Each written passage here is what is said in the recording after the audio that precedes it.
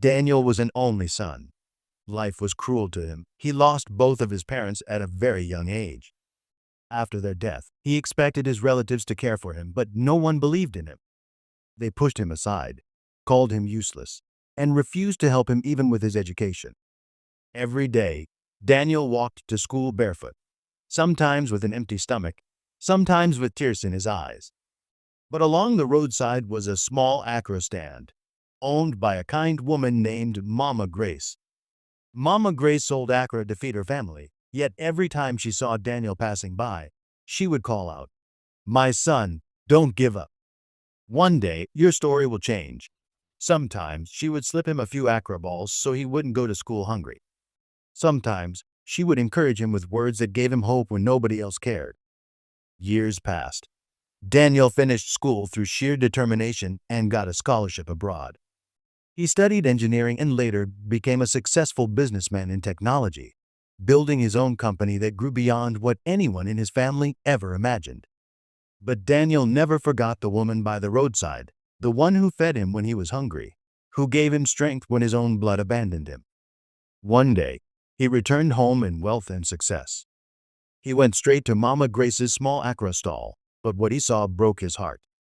Her husband's little workshop had been destroyed in a fire, and Mama Grace was now struggling to feed her own children. Daniel's eyes filled with tears. He walked up to her and said, "Mama, do you remember the boy you always encouraged on his way to school? Today, that boy is back." Mama Grace broke down crying. Daniel didn't waste time. He sponsored all of her children's education abroad, gave them opportunities his own relatives never gave him, and set up a big business for Mama Grace and her husband so they would never struggle again. When his own family, the ones who rejected him, came asking for his help, Daniel simply said, "Family is not always by blood, family is by love." Mama Grace believed in me when no one else did, and now she and her children are my family. And from that day, Daniel took Mama Grace and her children as his own family. They shared not just his wealth, but his joy, his victories, and his future. Moral lessons. The people who truly care for you may not be blood relatives. A little kindness given to someone can return as a lifetime blessing. Never look down on anyone. You don't know who they may become tomorrow. Family is built on love, not just on blood. Thank you for watching this story. Remember, kindness is never wasted. It always finds its way back. If this touched your heart, don't just keep it to yourself.